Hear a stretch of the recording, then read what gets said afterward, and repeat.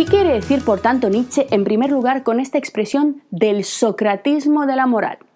Atentos aquí, nuestro filósofo va a identificar la figura de Sócrates como el primer indicador de esta decadencia. Pero para entender con claridad qué quiere decir Nietzsche en este punto, tenemos que recordar brevemente la propuesta filosófica de Sócrates, que por cierto nosotros ya hemos estudiado en detalle en nuestro curso Sócrates y los sofistas. Como bien recordáis a partir de este curso, el núcleo de la filosofía socrática, lo más importante que introdujo Sócrates, que hizo que se produjera además un cambio radical en la historia de la filosofía hasta tal punto que todos los autores, todos los filósofos anteriores a Sócrates han sido conocidos como los presocráticos y todos los posteriores son en alguna medida autores socráticos. ¿Qué es lo que hizo Sócrates, por tanto? ¿Qué propuso para que marcara un corte tan profundo en la historia de la filosofía occidental, que fuera tan relevante y que además Nietzsche también señalara como el punto de inicio de una fase completamente distinta? Fijaos, la clave del pensamiento de Sócrates se denomina definición universal y vamos a estudiarla en detalle. Como bien vimos en nuestro curso dedicado a esta fase de la filosofía, los rivales intelectuales de Sócrates en Atenas fueron los sofistas. Pero, ¿quiénes eran los sofistas? Pues como bien recordáis, se trataba de un grupo bastante heterogéneo de pensadores que, sin embargo, compartían todos ellos una idea central, la defensa del relativismo, tanto en sentido epistemológico como cultural. Los sofistas eran relativistas, pero ¿qué es lo que querían decir con este relativismo? Los sofistas, que eran personajes que no habían nacido en Atenas, sino que eran viajeros, eran personas que procedían de las zonas limítrofes orientales de la Hélade, que además se movían de una ciudad a otra enseñando y formando a los hijos de los ricos, defendían la idea de que no existe ningún tipo de valores, atentos aquí, que podamos llamar absolutos. Es decir, que no existe ningún valor que sea aceptable y aplicable a cualquier persona, en cualquier lugar o en cualquier momento de la historia. Es decir, los valores éticos fundamentalmente, pero también los valores que rigen la política, el juego de la justicia, etc., no son aplicables universalmente a todas las culturas y sociedades, sino que cada cultura, en cada momento del tiempo, implementa un conjunto de valores éticos que les son útiles durante un tiempo y, en un momento determinado, estos valores acaban sucumbiendo y siendo sustituidos por otros nuevos. Por tanto, para los sofistas, no es posible decir que todo pueblo en cualquier momento de la historia deba aceptar o que todo pueblo pueda llegar a ostentar el mismo concepto de bien y mal, o el mismo concepto de belleza, o el mismo concepto de justicia. Esta es la clave, por tanto, del relativismo sofista, la teoría de que cada pueblo vive y entiende estas nociones a su modo. Y esta es la esencia de lo que hoy en día entendemos como relativismo cultural. Y como cada pueblo tiene sus valores, no se puede establecer exactamente una jerarquía de valores, sino que cada pueblo opera con los suyos y además estos valores se van transformando a lo largo del tiempo. Un ejemplo claro lo podemos ver en nuestra propia cultura. Efectivamente, hay muchos valores, muchas interpretaciones que se están transformando, que están transitando. Por ejemplo, uno de los más importantes hoy en día es el papel de la mujer en la sociedad y en la familia. En unos 100 años, por no decir menos, este valor que de alguna forma identificaba a la mujer con una persona que tiene que estar vinculada exclusivamente a la familia, al hogar, que no necesitaba pues mucha formación, ha ido transformándose, prácticamente ha ido invirtiéndose, ha ido cambiando completamente su configuración hasta llegar a nuestros días, cuando las mujeres, pues bueno, somos seres humanos independientes, tenemos trabajos, podemos estudiar, etc. Así que esta es la idea que querían transmitir los sofistas. No existe ningún tipo de valor absoluto. Da igual lo que queramos señalar acerca de la vida, acerca de la muerte, acerca de la justicia, no hay valores absolutos y en este sentido los sofistas serán relativistas. Bien, pues frente al relativismo sofista es frente a lo que reaccionó Sócrates y de ahí digamos su importancia en la historia de la filosofía. ¿Por qué? Fijaos, porque Sócrates, tal y como su pensamiento aparece representado en los diálogos platónicos, sostuvo que es imposible desarrollar una vida digna y una vida feliz en el ambiente de caos y absoluta contingencia propuesto por los relativistas. Es decir, si nuestra sociedad no tiene unos mínimos, unas definiciones atentos universales mínimas, no podremos regular la convivencia entre nosotros. De esta forma, Sócrates subraya el hecho de que el relativismo cultural y el relativismo epistemológico son una especie de excusa, atentos aquí, una excusa para no actuar. Amparándonos en el relativismo, acabamos diciendo, pues como ellos, los otros, las otras culturas, interpretan las cosas a su manera y como no hay una jerarquía universal de valores, pues bueno, si una sociedad decide lo que sea, practicar la ablación de las niñas, pues bueno, en esta sociedad esta práctica será justa y en la nuestra no. Es decir, la ausencia, nos dice Sócrates, de una definición universal, por ejemplo, de la justicia, hace que de algún modo nosotros demos un paso hacia atrás. ¿Y cuál es el peor efecto de todo esto? ¿Cuál es la peor consecuencia? Que abandonemos a los otros seres humanos a su suerte. Decir simplemente, cada uno tiene sus criterios, sus gustos, sus valores, no nos metamos. Pues frente a esta actitud, Sócrates va a decir no. Es cierto, según Sócrates, que algunos valores puedan ser más relativos a la cultura, pero tiene que haber necesariamente un conjunto mínimo de definiciones universales realmente aplicables en todo momento y en todo lugar y en toda época que sirvan para defender, para garantizar un conjunto de ideas clave, de directrices de conducta mínimas que permitan el desarrollo de una vida feliz por parte de los seres humanos que viven en comunidad. Pues esta es la idea de Sócrates-Platón. En un mundo de absoluta contingencia y relativismo, se nos escapa el problema de, precisamente, abandonar a los demás al arbitrio de cualquier capricho. Hay, por tanto, que estabilizar un conjunto de definiciones mínimas. Bien, hasta aquí todo sencillo, todo bonito, pero claro, enseguida surge una nueva cuestión extremadamente importante y es que, ¿cómo y quién establece el contenido de estas necesarias definiciones universales? Es decir, ¿cómo establecemos el significado definitivo, por ejemplo, del término justo? Según Sócrates, hay diversas opciones en las cuales nos podemos basar para conseguir este objetivo de definir los conceptos éticos, los valores morales de forma universal. Pero entre todas estas opciones, solo una es la adecuada. ¿Pero qué opciones tenemos? En primer lugar, tenemos la tradición. Es decir, para definir el concepto de justicia, podemos basarnos en lo que siempre se ha dicho, en los ancianos, en lo que siempre se ha hecho, en esa supuesta sabiduría ancestral que sabía ordenar perfectamente el mundo de los humanos y de la que ya no queda ni rastro, una sabiduría que quién sabe si alguna vez existió. Sin embargo, en este contexto no hay dos culturas que tengan una definición exactamente igual de la noción de justicia. Lamentablemente, cada consejo de sabios ancianos define lo justo de una forma diferente. Así que la tradición de lo que siempre se ha hecho en cada cultura en realidad no remite a nada estable ni universal, sino que, visto más de cerca, cambia radicalmente de una cultura a otra y no nos sirve para poder establecer definiciones universales. Además, esta idea de que cualquier tiempo pasado fue mejor es en realidad una simple idealización, una fantasía, que proviene de esa nostalgia del pasado que todos tenemos, de la infancia, unida además a un desconocimiento profundo de los hechos del pasado. Ni la justicia antigua era tan maravillosa ni tan estupenda, porque también en el pasado la gente se ha masacrado sin descanso con consejos de ancianos y sin él, y ha sido cruel y horrible. Bien, la segunda fuente para poder extraer nuestras definiciones, por ejemplo, del término justicia, podría ser la religión. ¿Por qué? Porque las religiones pretenden, como todos sabemos, ofrecer contenidos de verdad inalterables y, por supuesto, universales y aplicables a todo el mundo. Sin embargo, aquí tenemos otro pequeño problema, y tal como nos muestra el propio Sócrates, hay muchas religiones, y lo que para una es sagrado, para otra es pura herejía y puro pecado. Así que entre ellas colisionan y la definición de justicia de bien o de mal fracasa, porque para cada religión es completamente diferente.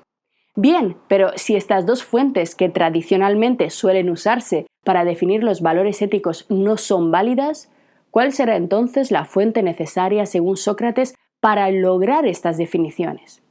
En la interpretación del filósofo ateniense, el único camino para alcanzar estas definiciones es la razón, es decir, la aplicación de la inteligencia crítica. ¿Y por qué? Porque la razón es aquella facultad de la que todos los seres humanos están dotados por igual, en cualquier momento, en cualquier lugar y en cualquier época. La razón, la aplicación de criterios racionales, además tiene una especie de ventaja que no muestra ni la tradición ni la religión Y es que por medio del razonamiento lógico, por medio del razonamiento intelectual, hemos llegado verdaderamente a valores universales y a verdades inalterables, como por ejemplo los contenidos de las matemáticas o de muchas de las observaciones de la ciencia. No importa a qué cultura pertenezca un ser humano o dónde haya nacido, la razón intelectual nos dicta a todos por igual que 1 más 1 es igual a 2, y la observación empírica que el hielo se derrite cuando le da el sol, cuando está por encima de los 0 grados centígrados, o que el agua entra en ebullición a 100 grados a nivel del mar. Y esto siempre y sin importar el año, la religión o la cultura en la que vivamos. Así que fijaos, Sócrates se da cuenta de que todos los seres humanos, no importa dónde hayan nacido o cuál sea su cultura, comparten una facultad universal tenida por todos, el entendimiento, la razón, que debe ser por tanto la base para intentar alcanzar estas definiciones. De tal forma que nuestro trabajo de definición de conceptos universales requerirá por supuesto un inmenso esfuerzo intelectual crítico en el que tendremos que desechar todos los componentes emocionales, religiosos y tradicionales y trabajar todos juntos para alcanzar estos mínimos éticos. Este objetivo socrático fue alcanzado de alguna manera en el siglo XX tras las 2 guerras mundiales por medio de la redacción de la célebre Carta de la Declaración de los Derechos Humanos. En este caso se trató de reflexionar en ella todos juntos para poder alcanzar unos mínimos, unas definiciones mínimas aplicables a todo ser humano en cualquier lugar y en cualquier momento. Por tanto, la aplicación de criterios racionales al problema de los mínimos éticos permitirá, según Sócrates, finalmente alcanzar un conjunto de definiciones mínimas que no bastan, eso sí, como tales, sino que posteriormente cada pueblo tendrá que codificar en leyes que a su vez permitirán poder realizar el juicio de las acciones de cada uno mediante estos mínimos y por tanto poder garantizar el amparo para las personas y un mínimo de protección. Y esta es una idea también importantísima que tenemos que retener. No basta con definir los valores, sino que hay que legislar, hay que ponerlos en marcha, porque ya lo hemos visto con Nietzsche. Solamente la aplicación en el mundo real de los ideales, solamente las ideas llevadas a los hechos realmente tienen relevancia y en estas convicciones, como podemos ver, Sócrates y Nietzsche están completamente de acuerdo. Sin embargo, en todo esto hay un pero, un enorme pero que Nietzsche consigue ver. Y es que la propia ley que nos protege, la propia ley que garantiza este amparo mínimo, es o pretende ser al mismo tiempo, por su propia definición, última e inalterable. Es decir, una vez hallada y establecida, por ejemplo, en la noción de justicia por los primeros, en este caso serían los griegos, los que habrían hecho este proceso de análisis racional ante las garantías más exigentes de argumentación lógica, una vez que hemos establecido la definición de justicia, se pretende que ésta deba permanecer a partir de entonces inamovible, porque si la definición de justicia comenzara a cambiar a lo largo del tiempo, caeríamos de nuevo en los problemas de relativismo. Así que, una vez dadas las definiciones, a los demás, a los que venimos después, solo nos queda obedecerlas, someternos a ellas y a la inapelable evidencia lógica y racional que las sostiene, a esa indiscutible verdad que caracteriza estas definiciones comparables, si todo lo hemos hecho correctamente, a la inapelable verdad de que 1 más 1 es igual a 2. Pero fijaos, este gran logro, este logro indiscutible, el hecho de que estas definiciones sirvan, por ejemplo, para redactar algo como la Carta de los Derechos Humanos, para proteger a los demás, este gran logro, este gran salto fuera de la barbarie, de la contingencia, de la superstición aleatoria, de las religiones, de los caprichos de la tradición, se convierte casi instantáneamente en cuanto lo conseguimos. En cuanto la civilización occidental consigue esta ventaja de las leyes y las definiciones, automáticamente se convierte al mismo tiempo en una condena de la espontaneidad, del cambio, de la originalidad, de la transformación. Es decir, en cuanto salimos de la barbarie, enseguida anulamos toda esa capacidad creadora, toda esa capacidad originaria, toda posibilidad de que cada uno reflexione y busque sus respuestas, que en realidad es la vida misma. En cuanto salimos de la barbarie, nos convertimos en esclavos de la razón. Eso sí, de una razón que no es la nuestra, sino de las respuestas de la razón de otros que vivieron en el pasado y que nosotros supuestamente debemos asimilar sin protestar. Así, de algún modo, las definiciones universales socráticas surgen para salvarnos de la barbarie de la barbarie, del caos de la vida, anulando al mismo tiempo la vida, paralizando, haciendo que las próximas generaciones no tengan ya nada que decir, nada que aportar, porque la razón antigua ya ha dado la definición última de lo que es bueno, justo, bello. La posibilidad de cambio, por tanto, queda completamente cercenada por la necesidad de un sistema nomológico universal capaz de ofrecernos un mínimo de seguridad y una plataforma para poder iniciar el camino del progreso. Porque sin unos mínimos valores no podríamos avanzar porque todo sería caos. Cada uno aplicaría su justicia, cada uno haría lo que quisiera, pero al mismo tiempo, una vez más, esta especie de seguridad, todo amparo ante el caos, implica una forma de muerte, una forma de petrificación, una forma de momificación de aquello que precisamente hacía a los griegos únicos. Acabamos de llegar, por tanto, señoras y señores, a una de las grandes paradojas de la historia de la filosofía, a una de las grandes preguntas que no se solucionaron en la edad de los griegos, sino que han llegado hasta nosotros. Ahora, ¿qué hacemos? Si acabamos de ver que tanto el relativismo epistemológico y cultural es insostenible en un sentido pleno, y que también esta especie de fijación absoluta de las ideas, esta especie de intento de definir universalmente para proteger, tampoco sirve para nada, ¿qué hacemos? Este es uno de los grandes dilemas filosóficos que, como bien sabéis, en nuestros días sigue dando enormes problemas. Por ejemplo, el problema de la vigencia de las leyes, del poder legislativo, de los códigos legales, como por ejemplo las constituciones. Aparece hoy en día la pregunta de ¿cuánto tiempo vale un sistema de leyes fijado por una determinada generación? ¿Esta generación ha fijado para siempre estas leyes?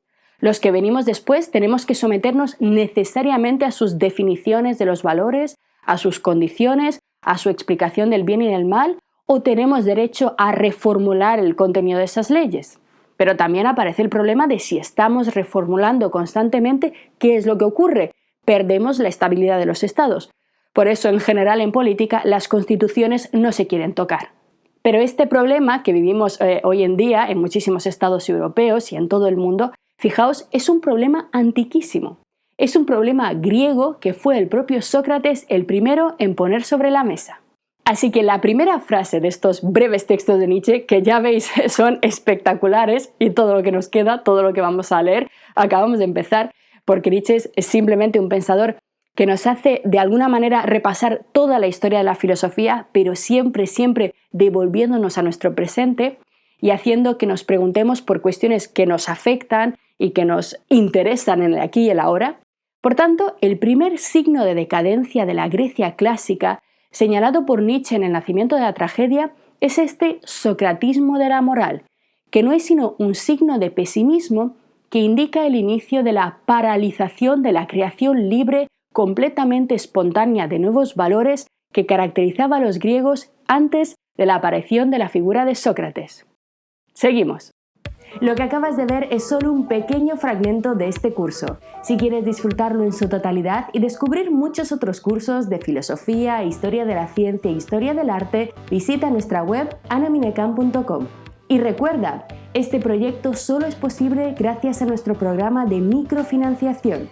Si quieres apoyarnos, conviértete en uno de nuestros micromecenas en Patreon. Desde solo €1 al mes nos ayudarás activamente a seguir difundiendo la cultura, garantizando nuestra plena libertad intelectual y económica. Encontrarás todos los links para conocer mejor nuestra historia aquí abajo en la descripción del vídeo. Gracias por hacerlo posible.